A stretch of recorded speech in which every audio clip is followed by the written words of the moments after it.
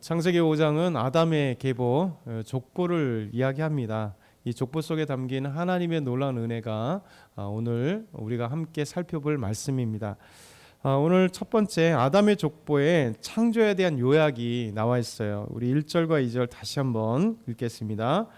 이것은 아담의 계보를 적은 책이니라. 하나님이 사람을 창조하실 때에 하나님의 모양대로 지으시되 남자와 여자를 창조하시고 그들이 창조되던 날에 하나님이 그들에게 복을 주시고 그들의 이름을 사람이라 일컬으셨더라. 아멘. 창세기 5장은 아담의 계보 족보를 말씀하고 있는데요. 가장 중요한 것은 하나님이 사람을 창조하실 때, 그러니까 인간의 기원에 대해서 얘기하죠. 인간의 기원은 우연히 있는 것도 아니고 어떤 수메르 신화들처럼 거기에 신들이 싸우다가 자기 종들 부려먹을 인간들을 만들기 위해서 그렇게 만든 것도 아니고 하나님은 우리를 자기의 모양과 형상대로 아름답게 지으셨다.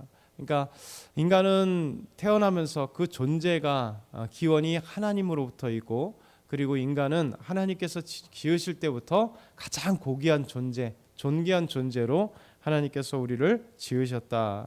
그러면서 하나님은 남자와 여자를 창조하셨다는 거죠. 남자와 여자를 성별을 구별해서 지으시고 이 성별을 구별해 지으셔서 남자와 여자 아담과 하와가 만날 수 있도록 가정을 꾸밀 수 있도록, 그러니까 하나님의 원리는, 가정의 원리는 남자와 여자가 사랑하게 되고 남자와 여자가 가정을 꾸미게 되는, 남자와 여자가 다음 세대를 잇는 그 아름다운 성으로 구별했다는 것이죠.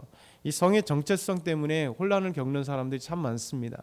근데 성의 정체성의 문제가 아니라 그건 사실 호르몬의 문제고 이게 마음의 문제예요. 그래서 우리가 하나님께서 우리에게 원하시는 것은 아름다운 남자로서 아름다운 여자로서의 정체성을 갖고 아름다운 성 안에서 남성이와 여성이 그 아름다운 남성으로 살아가는 모습, 아름다운 여성으로 살아가는 모습이 하나님께서 창조하신 창조의 원리다라는 거죠. 그래서 그것을 벗어날 때는 창조의 원리를 깨버리는 것.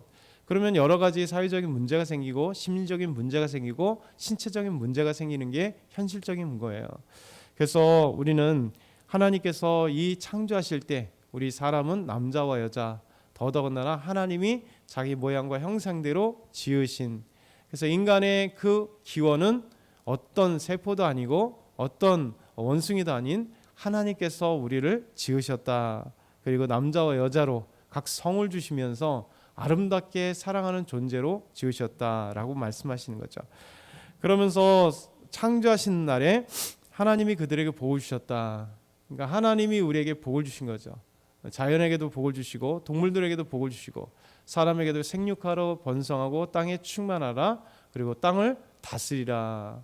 하나님께서 위임 명령을 내리신 거죠. 그래서 우리는 청지기로서 이 대자연을 아름답게 하나님이 창조하신 자연의 그 본 모습대로 아름답게 갖고 가고 그리고 자연을 다스리는 것, 땅에 편만해서 자손들을 계속해서 충만하게 하는 것, 이것이 하나님이 우리에게 복을 주신 거예요. 다르게 얘기하면 우리는 하나님께 복받는 존재, 그러니까 하나님의 복을 받지 않으면 살 수 없는 존재예요. 그래서 우리가 하나님 앞에 기도하잖아요. 하나님 저에게 복을 주십시오. 성경에 약속된, 또 하나님은 역사 속에서 계속해서 인류에게 또 이스라엘 백성들에게 갖가지 복을 주시겠다 약속하잖아요. 생육하고 번성하여 땅이 충만한 그 구체적인 복이 뭘까?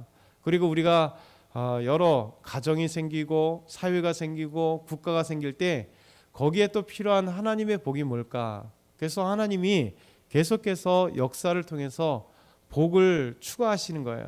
복은 원래 하나님의 복은 무한하지만 그 복이 무엇인가에 대해서 자꾸 구체적으로 이렇게 말씀해 주시는 거죠.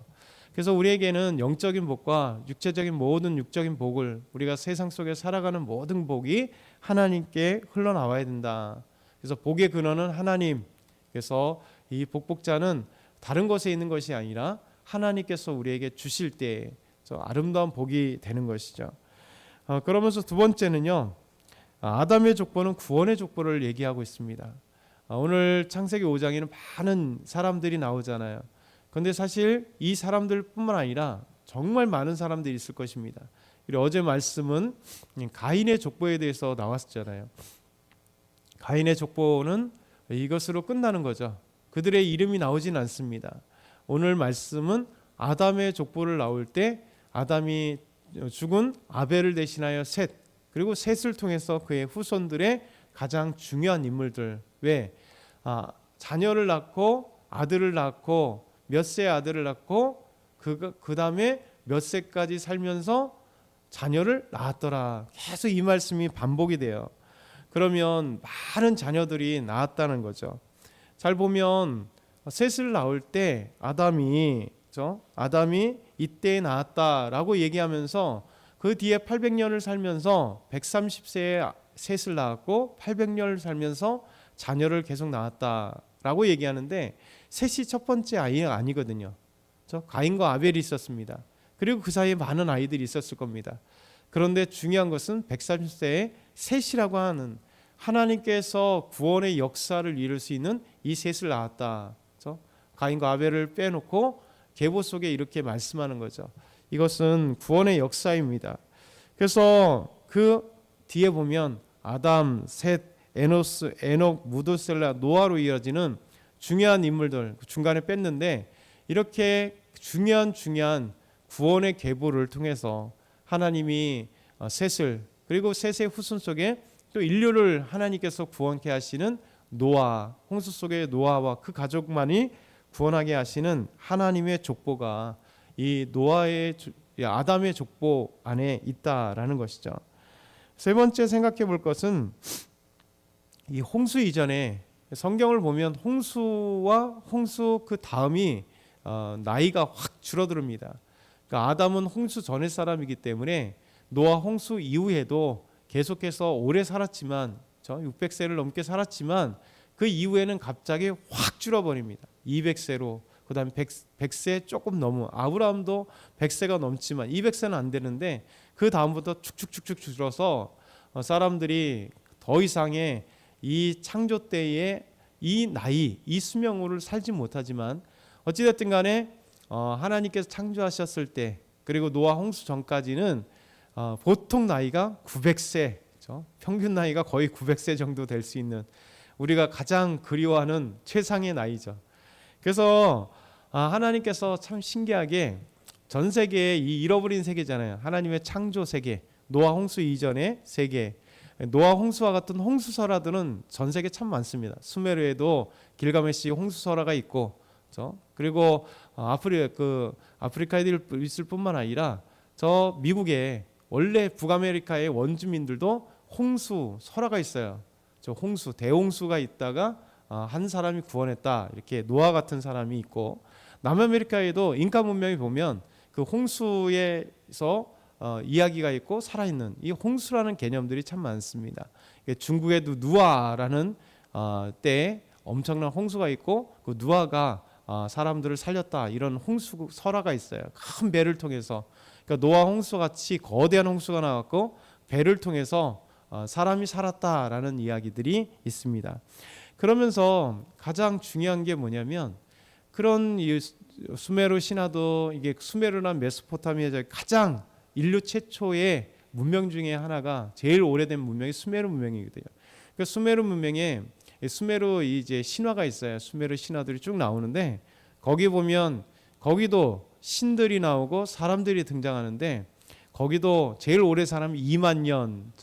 중국에도 우리 삼천갑자 동방사 있잖아요. 도교에서 삼천갑자가 엄청난 오랜 시간 동안 수만 년 동안 사는 간 거잖아요. 일갑자가 1000년이니까 얼마나 오래 사는 거예요. 그러니까 동방사기라고 하는 신비의 사람이 삼천갑자를 살았다 이런 얘기잖아요.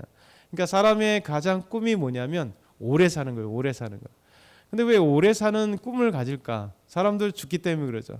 근데 더 나아가서는 하나님께서 사실은 인간은 아담과 하와는 죄를 짓지 않았다면 하나님은 영원히 사는 존재로 지으셨어요.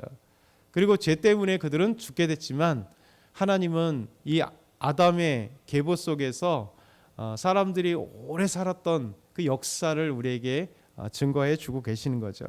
그래서 그 역사를 잃어버리니까 사람들 아까 말씀드린 스메르든 어디든 사람들이 염원하는 건 뭐냐면 오래 살았으면 좋겠다. 그래서 어떤 가상의 인물들을 그들은 만들어가서 이야기로 만든 거예요. 근데 성경은 역사의 이야기잖아요.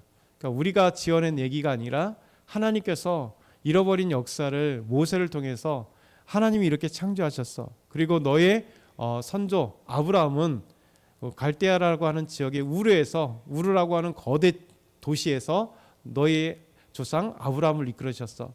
그리고 아브라함을 하나님께서 그 씨를 약속하셨고 이삭을 약속하셨어. 이삭과 함께 할 때 야곱이 태어났어. 그리고 야곱의 12 아들과 그리고 그 종들이 함께 하나님의 언약대로 너희 조상들이 이집트로 들어온 거야. 그리고 너희들이 애굽에 있을 때 내가 모세야 너와 이스라엘 백성들을 이끌어낸 거야 하고 이 광야 속에 잃어버렸던 세계 창세기를 하나님께서 그들과 모세에게 주신 거죠. 그러니 하나님께서 말씀을 주신 거예요. 그러니까 사람이 지어낸 얘기가 아니라 하나님이 계시를 통해서 잃어버렸던 이 과거의 세계를 하나님이 요약해서 아브라함 모세에게 주신 거죠.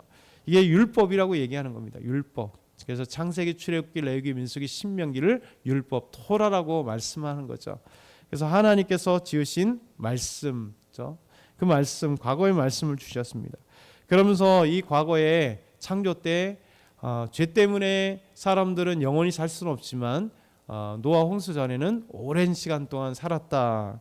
그래서 아담이 930세, 셋이 912세, 에노스가 905세, 게난이 910세, 마하렐랄이 895세, 야렛이 962세, 또 에녹은 죽음을 맛보지 않고 하나님이 승천하게 하셨잖아요. 365세.